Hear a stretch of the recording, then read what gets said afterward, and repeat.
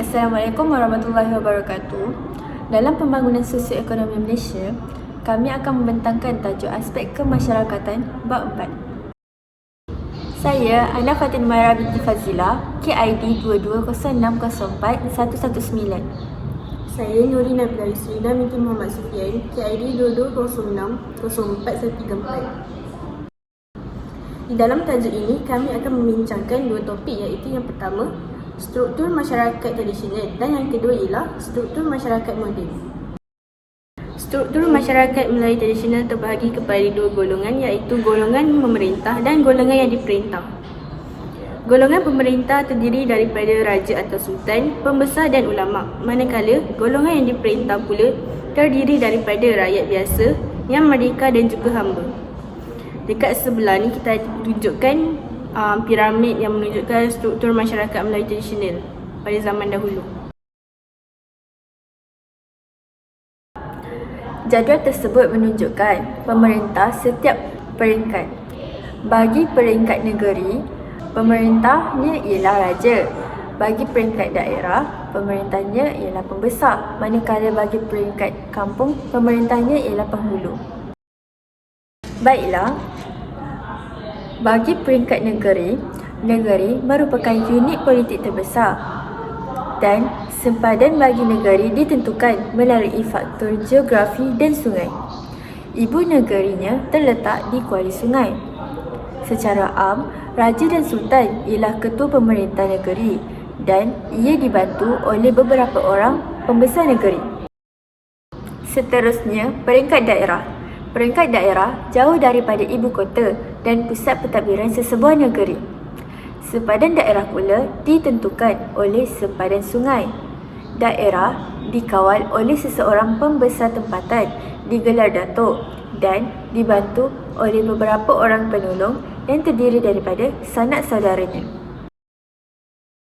Fungsi pembesar daerah ialah menjalankan pentadbiran daerah dan tempatan, menjaga keamanan daerah, memungut cukai, menjadi utusan raja dan menjadi orang perantaraan antara golongan pemerintah dengan rakyat.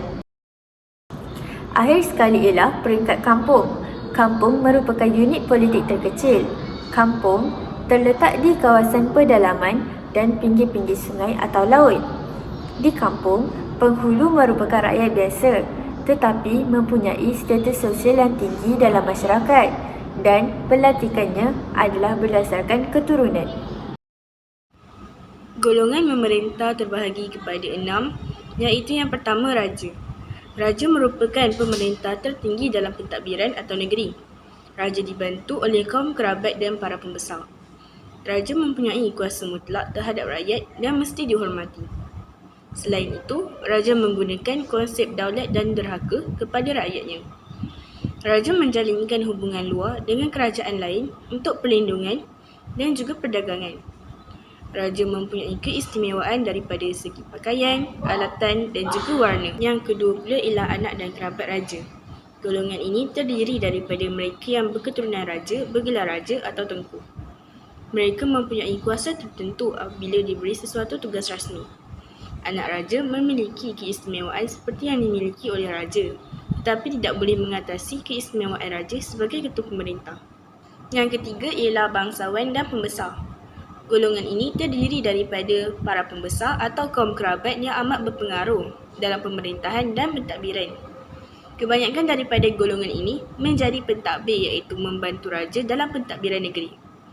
Pembesar dilantik oleh raja melalui pemberian surat tauliah.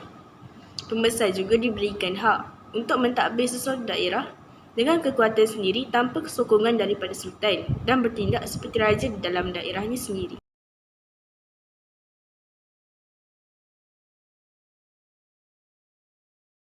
Golongan yang keempat ialah golongan ulama dan pendeta. Golongan ulama ialah golongan yang pakar dalam bidang agama. Mereka mempunyai kedudukan yang istimewa dan sangat berpengaruh dalam masyarakat. Manakala golongan pendeta pula ialah orang yang mempunyai kepakaran dalam bidang kesenian, kebudayaan, kesusasteraan, adat istiadat dan salah-salah raja. Seterusnya ialah penghulu. Penghulu merupakan ketua pentadbir di peringkat kampung yang dilantik daripada kalangan rakyat biasa. Penghulu menjadi orang perantaraan di antara rakyat biasa dengan pembesar.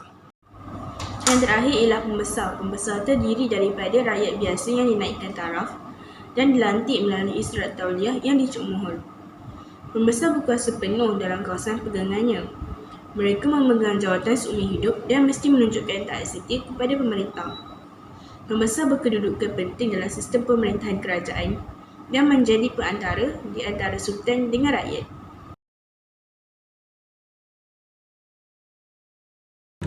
Baiklah, terdapat 3 golongan yang diperintah. Yang pertama, rakyat biasa. Rakyat biasa merupakan rakyat yang bermastautin tetap dan menjadi pengikut setia kepada pembesar yang mentadbir daerah dan jajahan untuk menduduki lapisan tertinggi dalam golongan yang diperintah. Ketaatan rakyat biasa kepada sultan ialah mutlak dan tidak berbelah bahagi. Rakyat biasa juga tidak mempunyai kuasa politik dan jawatan dalam pentadbiran. Rakyat biasa bebas menjalankan kegiatan ekonomi pertanian, perikanan, perlobongan dan perdagangan. Yang kedua, orang asing. Orang asing merupakan orang bukan Melayu dan datang ke tanah Melayu hanya untuk tujuan tertentu. Orang asing terbahagi kepada 2 kumpulan. Yang pertama, mereka yang melibatkan diri dalam pelbagai kegiatan sosial seperti menjadi tentera upahan. Yang kedua, mereka yang melibatkan diri dalam kegiatan ekonomi seperti peniaga runcit, pemborong dan pelombong. Orang asing tidak wajib mematuhi dan mengamalkan tradisi budaya tempatan. Yang terakhir ialah hamba. Hamba menduduki susun lapis masyarakat yang paling bawah sekali. Peranan hamba ialah menjadi hamba kepada para pembesar dan orang kaya dengan melakukan pelbagai tugas. Hamba juga menyumbang tenaga untuk menambah harta tuannya dan melambangkan ketinggian taraf sosial pemiliknya. Hamba terbahagi kepada 3 jenis, iaitu hamba raja, hamba berhutang dan hamba abdi atau hamba biasa. Hamba terbahagi kepada 3, iaitu yang pertama, hamba raja. Hamba raja berasal daripada golongan orang yang merdeka. Mereka dimiliki oleh raja dan mempunyai taraf yang lebih tinggi berbanding hamba-hamba yang lain. Hamba raja dan keturunannya akan menjadi hamba secara turun-temurun dan hanya akan dibebaskan jika mendapat kerelaan daripada raja. Seterusnya ialah hamba abdi. Hamba abdi berasal daripada keturunan hamba. Mereka diperolehi melalui pembelian atau pertukaran oleh tuannya. Hamba abdi menjadi hamba seumur hidup secara turun-temurun. Hamba abdi juga terbahagi kepada beberapa bahagian, iaitu hamba tawanan, hamba diranggah, hamba habsyi, hamba serah dan anak hamba. Yang terakhir ialah hamba berhutang. Hamba berhutang berasal daripada orang yang merdeka. Mereka terpaksa menjadi hamba kerana gagal membayar hutang kepada pemihutang dalam tempoh yang ditetapkan. Isteri dan anak-anak kepada hamba yang berhutang juga dikehendaki untuk tinggal dengan pemihutang sebagai hamba tebusan. Hamba berhutang akan mengerjakan segala suruhan tuannya. Baiklah, seterusnya kita masuk kepada topik 2, iaitu struktur masyarakat moden. J.S. Furnival 1944 mendefinisikan bahawa masyarakat majmuk terdiri daripada pelbagai kaum dan etnik yang mempunyai kebudayaan, agama, bahasa dan adat resam yang tersendiri meskipun berada di bawah sistem politik yang sama.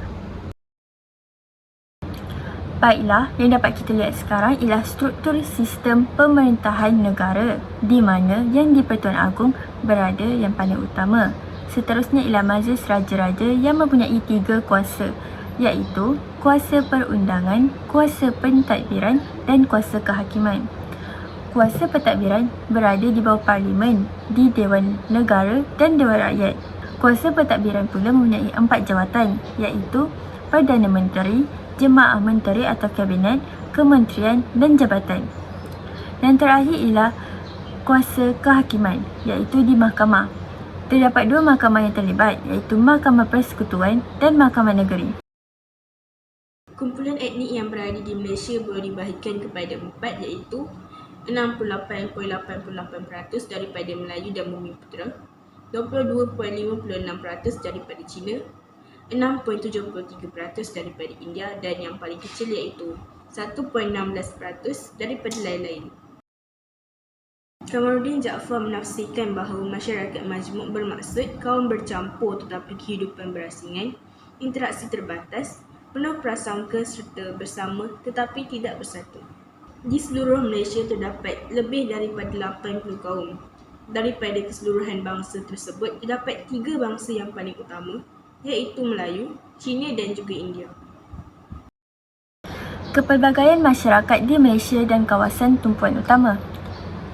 Seperti yang kita lihat, kawasan tumpuan utama di Malaysia ialah Semenanjung Malaysia, iaitu terdapat banyak etnik yang tertumpu di kawasan tersebut, iaitu etnik Melayu, Cina, India, Serani, Punjabi dan orang asli. Orang Melayu, Cina dan India juga terdapat di Sabah dan Sarawak. Contoh orang asli ialah Jakun, Negrito, Semai, Senun, Semelai dan lain-lain. Kepelbagaian masyarakat di Malaysia dan kawasan tumpuan utama.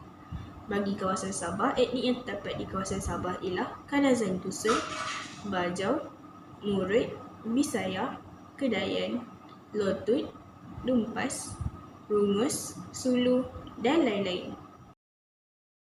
Bagi kawasan Sarawak pula, etnik yang berada di situ ialah Dayak Iban, Dayak Bidayo, Melanau, Orang Ulu, Kayen, Bisaya, Kedayan, Kelabit, Kenyah, Hunan dan lain-lain. Jadual tersebut menunjukkan kepelbagaian agama masyarakat Malaysia. Bagi agama Islam, dianuti oleh masyarakat Melayu dan kaum lain. Agama Kristian pula, majoriti masyarakat Cina, India, Kadazan, Iban dan lain-lain. Agama Buddha dianuti oleh masyarakat Cina. Hindu dianuti oleh masyarakat India. Sikh dianuti oleh kaum Punjabi. Confucius dianuti oleh masyarakat Cina. Taoist dianuti oleh sebahagian kecil masyarakat Cina dan animisme majoritinya ialah orang asli. Rukun negara telah diisytiharkan pada 31 Ogos 1970 sempena ulang tahun kemerdekaan Malaysia yang ke-13 oleh Seri Paduka Baginda Yang di-Pertuan Agong Almarhum Tuanku Ismail Nasruddin Shah Ibni Almarhum Sultan Zainal Abidin Yang di-Pertuan Agong ke-8.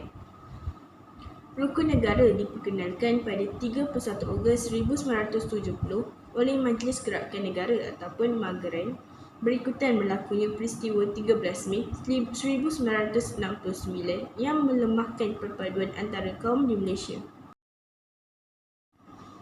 Tujuan utama rukun negara dibentuk ialah untuk membentuk perpaduan yang kukuh. Prinsip-prinsip yang terkandung dalam rukun negara jelas merupakan kunci kepada keharmonian dan perpaduan kaum demi kejayaan dan kestabilan Malaysia. Rukun negara terbahagi kepada 2 bahagian iaitu bahagian pertama dan bahagian kedua. Rukun negara bahagian pertama menggariskan objektif masyarakat Malaysia yang mahu dibentuk, iaitu mencapai perpaduan yang lebih erat dalam kalangan seluruh masyarakat, memelihara satu cara hidup demokratik, mencipta satu masyarakat yang adil di mana kemakmuran negara dapat dinikmati bersama secara adil dan saksama. Seterusnya membentuk satu sikap yang liberal terhadap tradisi kebudayaan yang kaya dan berbagai-bagai corak, dan membina sebuah masyarakat progresif yang akan menggunakan sains dan teknologi moden. Rukun negara bahagian kedua pula menggariskan 5 prinsip rukun negara yang berikut, iaitu kepercayaan kepada Tuhan, kesetiaan kepada raja dan negara, keluhuran perlembagaan, kedaulatan undang-undang, kesopanan dan kesusilaan. Kepercayaan kepada Tuhan. Agama menjadi pegangan paling utama rakyat Malaysia. Melalui kepercayaan beragama yang betul akan menjadikan bangsa dan negara ini sebagai satu bangsa dan negara yang berdaulat. Perlembagaan persekutuan memperuntukkan bahawa Islam ialah agama persekutuan.